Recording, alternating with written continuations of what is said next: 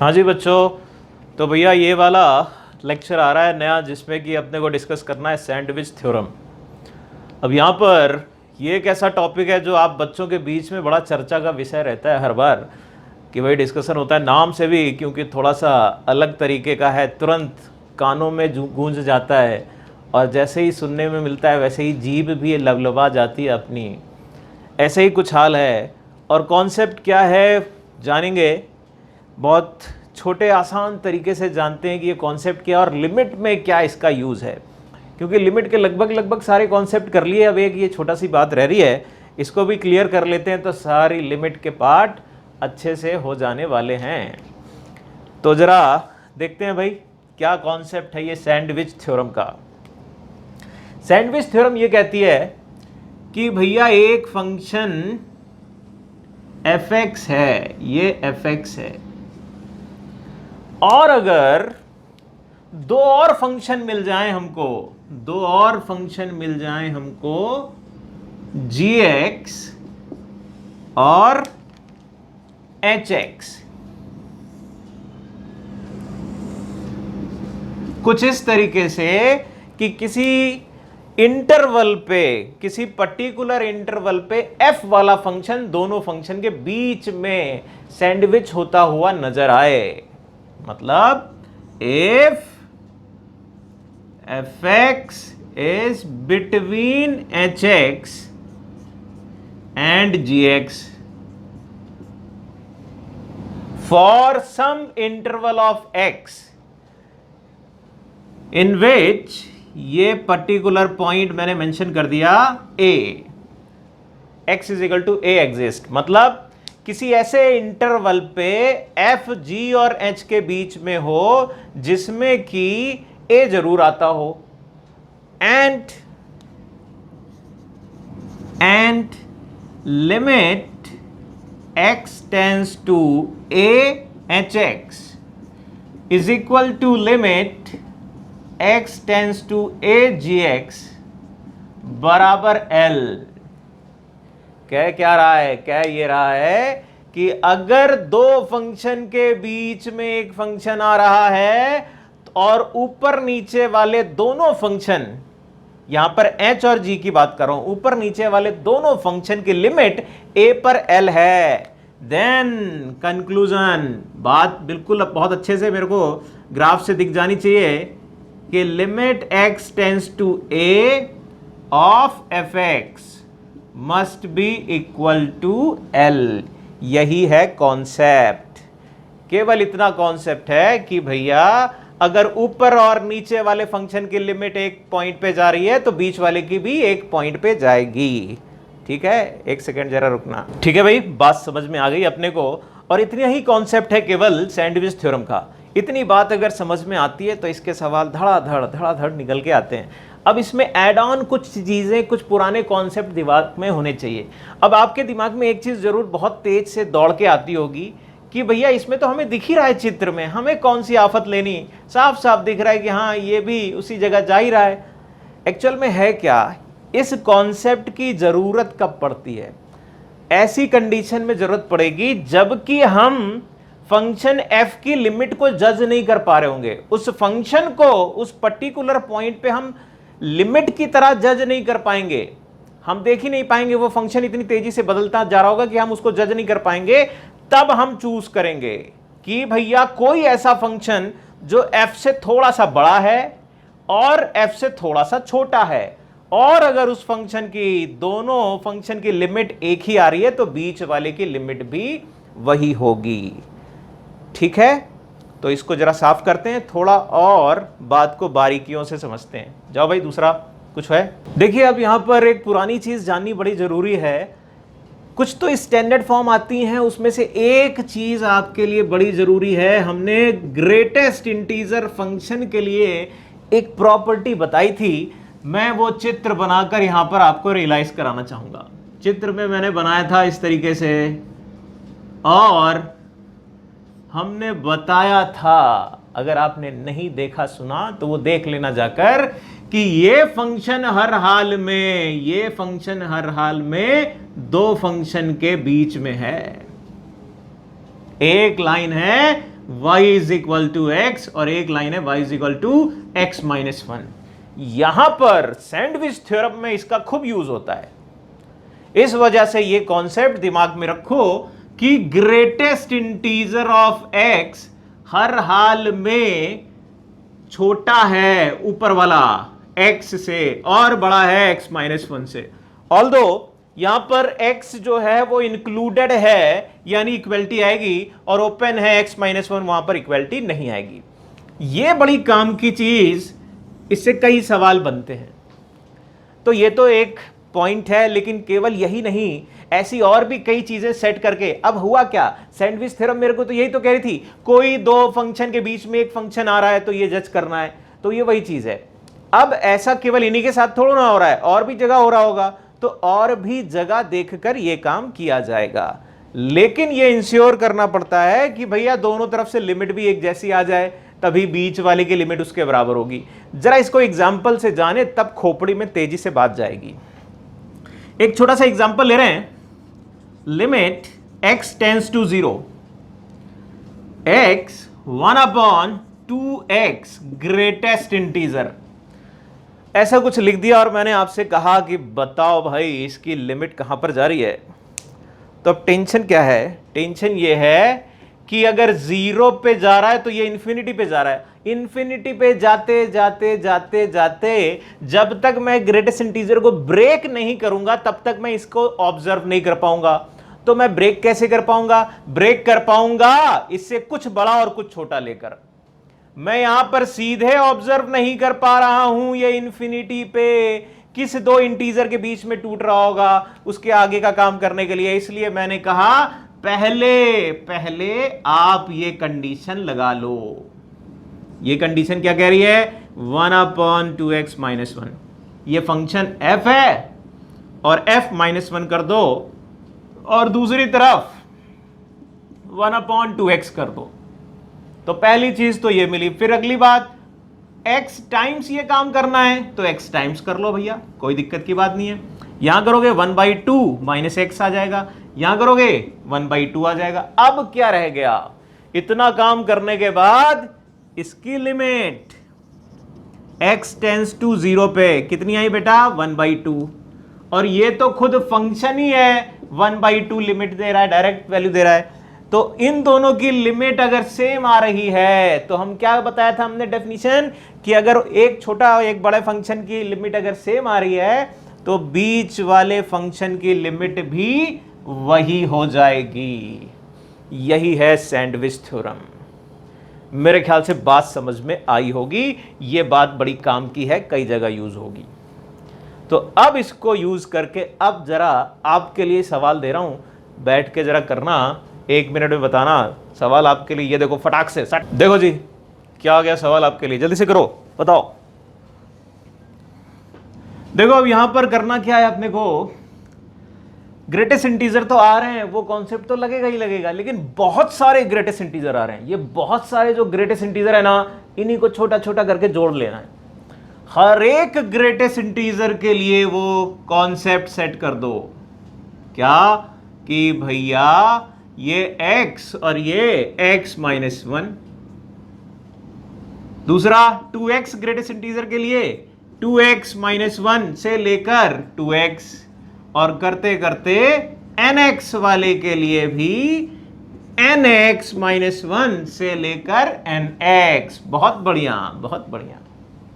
और कर दो इन सबको ऐड, x माइनस 1। अब अगर यहां पर देखो इन सबको ऐड करोगे तो क्या आएगा, 1 2 3 4 1 2 3 4 up to n minus n divide by n square. अब सवाल में n स्क्वायर डिवाइडेड था तो वो भी हमने डिवाइड कर लिया, और यहां आ गया हमारा फंक्शन n स्क्वायर, और राइट साइड में x अलग करो, 1 2 अप टू n।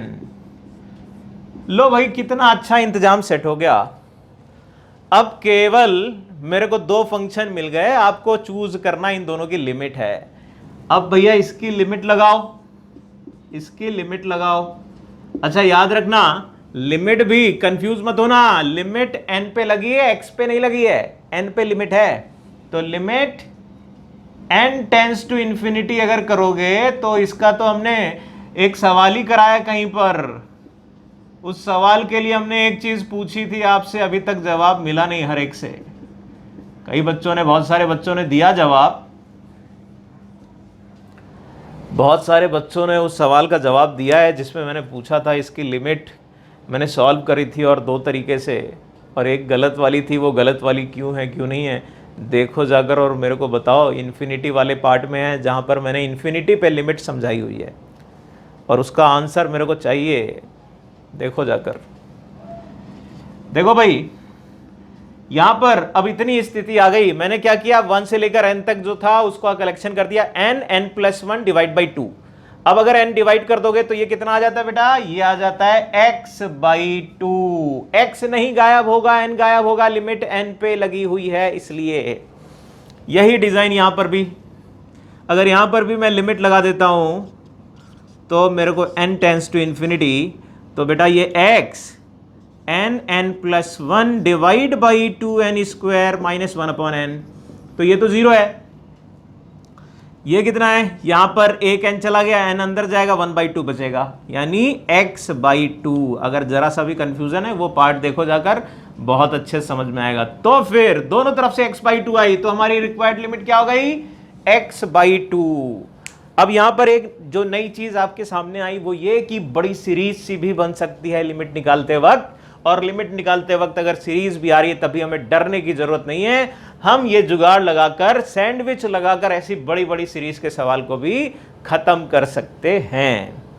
ठीक, एक और सवाल देखें आप जरा, जाओ भैया दूसरा वाला लाओ। देखो जी क्या है यहां पर, करो जल्दी से, 1 मिनट रोक के वीडियो कंप्लीट करके बताओ हो पाएगा क्या आपसे। यहां पर भी इंतजाम कुछ वैसा ही है कि 1/x ग्रेटेस्ट इंटीजर है तो मैं 1/x - 1 और यहाँ पर बोल दूँ 1/x।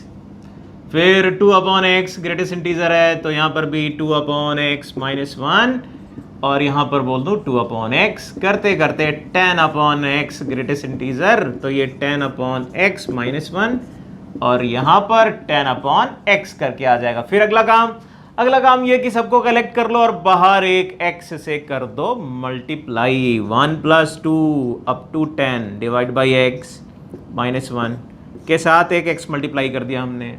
यहाँ पर ये तो हमारा सवाल ही हो गया जो बन रहा था, 10/x। राइट साइड में 1 + 2 up to 10/x into x। लो भैया आसान बात बन गई अब तो। अगर ये कॉन्सेप्ट समझ में आया कि हाँ सीरीज भी है तब भी मैं तोड़ता जाऊं करता जाऊं, बात बन जाएगी। और यहां पर अगर मैं करना चाहूं तो अब मैं इसकी लिमिट लिख रहा हूं x टेंस टू 0 प्लस जो भी मेंशन कर रखी थी, तो ये क्या आ जाता है बेटा, ये आएगा आपका केवल 10/11/2। चेक कर लो भैया, x तो कैंसिल हो चुका है, x पे लिमिट लगी थी वो चला गया है तो उसमें कुछ बचा नहीं है, और बाकी क्या रह गया आपका, केवल 55 रह गया। सिमिलरली यहां पर भी आप जाओ तो यहां पर भी आपका रह गया था 55 और माइनस का x। इस पे अगर मैं लिमिट लगाऊंगा x टेंस टू 0 प्लस पे तो इसकी वैल्यू क्या आएगी, 55, यानी रिक्वायर्ड लिमिट 55 हो गई। बोलो जी, बात मेरे ख्याल से कॉन्सेप्ट दिमाग में गहराई तक गया होगा। एक और सवाल लेते हैं जो नॉर्मली इस तरीके का है नहीं। अभी तो मैंने एक ही ग्रेटेस्ट इंटीजर की ही बात करी, अभी सवाल का तरीका बदलते हैं, फिर देखते हैं क्या हो रहा है। लाओ भैया दूसरा सवाल। देखो जी क्या है ये, अब यहां पर थोड़ा सा तरीका बदल गया, ऐसा लग रहा है ग्रेटेस्ट इंटीजर से थोड़ा सा हैबिचुअल हुए थे, यहां कुछ एक नया रंग दिखा दिया, तब भी टेंशन नहीं लेनी। हम इन्फिनिटी पे इनको जज करना चाह रहे हैं। अभी तो हमें ये दिख रहा है कि अगर इन्फिनिटी जा रहा है तो भैया नीचे इन्फिनिटी, ये पूरा ज़ीरो। अब वो जो सवाल मैंने पूछा था अभी थोड़ी देर पहले, जिक्र भी कर रहे थे कि भैया 1/n, वो एक बार लिख देता हूँ मैं यहाँ पर, 1 + 2 up to n divide by n²। इसको मैंने कहा था 1/n², 2/n² और करते करते n/n² लिख दो। Limit n tends to infinity. और मैंने आपसे पूछा था, बताओ बेटा, कि इसको मैं 0 + 0 प्लस करके क्यों नहीं लिख सकता।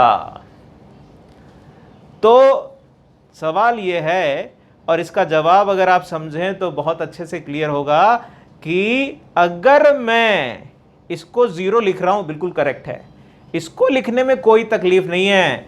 सवाल में अगर मैं इतना कह दूं कि ये बराबर 0 है, सही है, लेकिन ये सब कलेक्ट करके 0 नहीं है।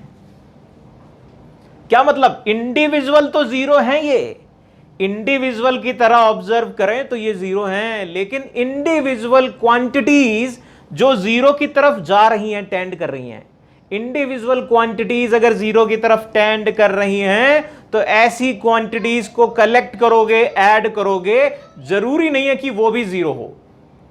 टेंडिंग टू इनफाइनाइट क्वांटिटीज, ये इनफाइनाइट जीरोस हैं जो टेंड कर रहे हैं। अगर एब्सोल्यूट 0 होते, अगर एब्सोल्यूट इनफाइनाइट जीरोस लोगे तो उनका सम 0 होगा, लेकिन लिमिट निकाल रहे हैं तो यहां सभी टेंडिंग जीरोस हैं, और वो भी फाइनाइट नहीं है। अगर ये फाइनाइट होते, 1000 होते, 1 लाख जीरोस होते ऐसे, या काउंटेबल होते, जितने भी बड़े होते, तो हम कहते भैया इन हर एक का सम करके 0 ही आएगा। बट अभी हर एक 0 की तरफ टेंड कर रहे हैं, और ऐसे 2, 4, 6, 10, 15 हजार लाख नहीं है, इनफाइनाइट हैं, और ऐसे इनफाइनाइट टेंडिंग जीरोस का सम 0 हो ऐसा जरूरी नहीं है। हो भी सकता है, लेकिन फिलहाल जरूरी नहीं है, इतना कहेंगे। इस वजह से इसकी वैल्यू 0 नहीं आती है, और यही रीजन है कि यहां पर भी हम लिमिट डायरेक्ट नहीं लगा पा रहे हैं, अगर आप देख पा रहे हो,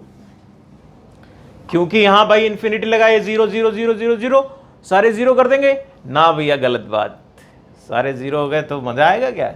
0 तो इंडिविजुअल हो जाएंगे, लेकिन उनका सम 0 नहीं हो पाएगा। क्यों? रीजन कि भैया टेंडिंग जीरोस इनफाइनाइट हैं, तो सम 0 नहीं है, फाइनाइट है तो सम 0 है। तो फिर सही तरीका ये कि हम ऑब्जर्व करें, ये किन्हीं से छोटे किन्हीं से बड़े हो सकते हैं क्या, इन क्वांटिटीज के बारे में अलग अलग एनालिसिस करने की जरूरत है, और मेरे को ऐसे फंक्शन चूज करने की जरूरत है जो कि इनसे थोड़ा सा बड़ा हो और छोटा हो। और यह भी दिमाग में रखना है कि जब मैं उन बड़े बड़े बड़े फंक्शन को ऐड करूं तो ऐड भी हो जाए, क्योंकि अभी तो लिखे तो हैं, ऐसे तो सीरीज में तो ये लिखे हैं, लेकिन ये ऐड नहीं करे जा पा रहे हैं। और छोटे वाले भी सारे फंक्शन को ऐड करूं तो ऐड हो जाएं। अब क्या करें? तरीका देखो, बड़ा आसान है। अगर ऐसी सीरीज दिख रही है, डिनोमिनेटर बड़ा होता जा रहा है, डिनोमिनेटर की क्वांटिटी इंक्रीज कर रही है, तो जब डिनोमिनेटर सबसे बड़ी वैल्यू रख दी जाएगी, ये नंबर क्या सबसे छोटा है इन सबसे?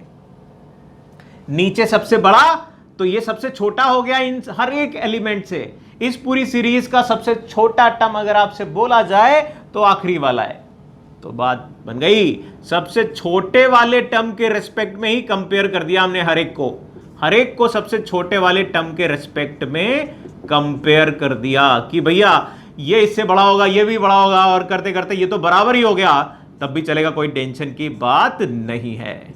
अब दूसरी बाउंड्री में क्या कहेंगे? इन सब में सबसे बड़ा कौन सा है? 1/n²। तो फिर 1/n² सबसे √n² बड़ा हो जाएगा, तो फिर इसको मैंने इस तरफ रख दिया, यहां तो ये बराबर ही हो गया। क्यों? फायदा क्या मिला? फायदा ये मिला भैया, अब इनको हम कलेक्ट कर सकते हैं, इनको भी कलेक्ट कर सकते हैं। कलेक्ट कर दो। ये वाली सीरीज कितनी आई? n टर्म्स हैं, काउंट कर लेना कितने टर्म है। यहां था 0 0 1 2 से लेकर 2n, यानी 2n + 1 टर्म्स हैं। ये 2n + 1 टर्म्स हैं, और नीचे √n² + 2n लिखा हुआ है। और दूसरी तरफ भी देखें, 2n + 1 terms divide by n लिखा हुआ है। √n² को n करके हमने लिख दिया, n इंफिनिटी पे जा रहा है। अब लगा दो limit, n tends to infinity. इसकी लिमिट तो निकालनी जानते ही होगे भाई, सबसे बड़ी पावर से ऊपर नीचे डिवाइड करो, ये 1 plus 2/n under the root, value 0 0, क्या आ गई वैल्यू 2। यहां पर भी ऐसे ही करो भैया, limit n tends to infinity 2 plus 1/n करोगे तो ये 0, वैल्यू आ गई 2। तो क्या कह दीजिएगा दोनों तरफ की लिमिट 2, तो बीच वाले की लिमिट भी 2 हो जाएगी। बोलो जी, बात समझ में आई क्या? अरे कभी कभी मन में बोल दिया करो भाई, हाँ चिल्लाया करो मन में, हाँ सर समझ में आ गई, हमको पता चल जाएगा। ठीक है भैया, तो ये कहानी हमने सैंडविच थ्योरम की बताई। अब हाँ, इसके कुछ सवाल ऐसे होते हैं जो हम अवॉइड करेंगे। यहां पर हम ज्यादा सैंडविच थ्योरम के सवाल नहीं करेंगे, करने को ऐसे खूब सारे बनाए जा सकते हैं, लेकिन इसके बहुत सारे सवाल हम इंटीग्रेशन में करेंगे जाकर, जहां पर लिमिट एज सम में तोड़ देते हैं इंटीग्रेशन को, और फिर वहां पर ऐसे कुछ सवाल करे जाते हैं। उनका तरीका क्या है वो वहां पर सीखेंगे, बट यहां पर जितने सवाल हम एक्सक्लूसिवली कर सकते हैं उनको करेंगे। अपनी प्रैक्टिस भी करो और उसमें देखो जाकर। ठीक है, तो ये आपकी सैंडविच थ्योरम थी। अब इसमें अगले पार्ट में अभी भी, क्योंकि कॉन्सेप्ट वाइज अगर देखें तो लिमिट खत्म हो जाती है, लेकिन अभी यहां पर बहुत सारी छोटी छोटी टेक्निक्स हैं, डील करने के तरीके हैं, वो आगे वाले पार्ट में हम दे रहे हैं। जरा देखो जाकर उनको कि और कौन से अलग तरीके के, स्पेशल तरीके के इंटीग्रल हैं, फंक्शन हैं जिनकी लिमिट निकालेंगे। देखो भैया,